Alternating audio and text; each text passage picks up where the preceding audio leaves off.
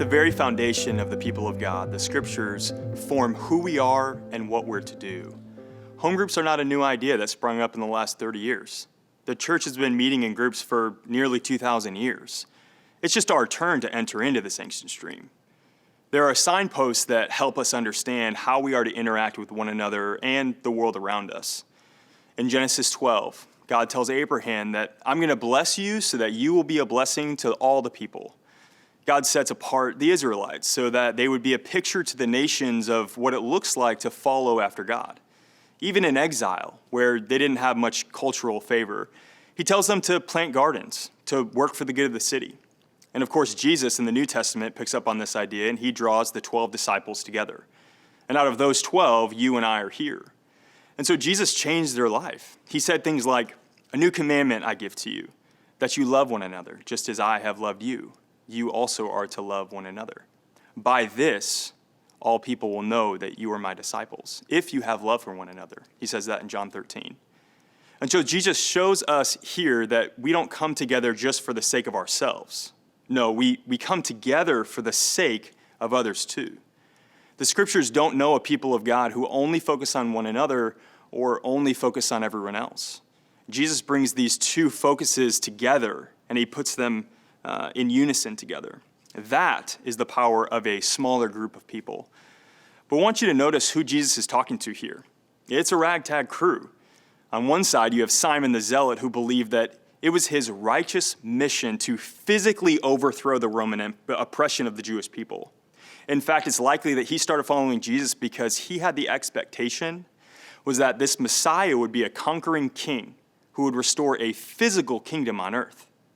Matthew, on the other spectrum, was a tax collector who was hated by the Israelites, especially those like Simon the Zealot. Tax collectors would impose Rome's tax and added even more tax on top to take for themselves.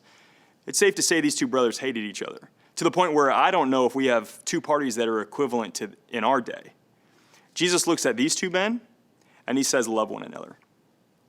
Elsewhere, Jesus says, love your enemies and pray for those who persecute you. Why? Because there's nothing distinctive about loving those who love you. That's the American way. But the way of Jesus is to love your enemy. Later in John 17, Jesus prays for his disciples and continues that prayer by praying for you and praying for me.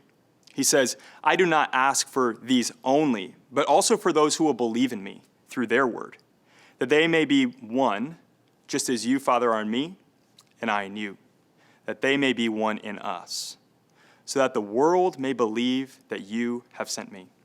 He says, Father, that they may be one as you and I are one, and by that unity, the world may believe.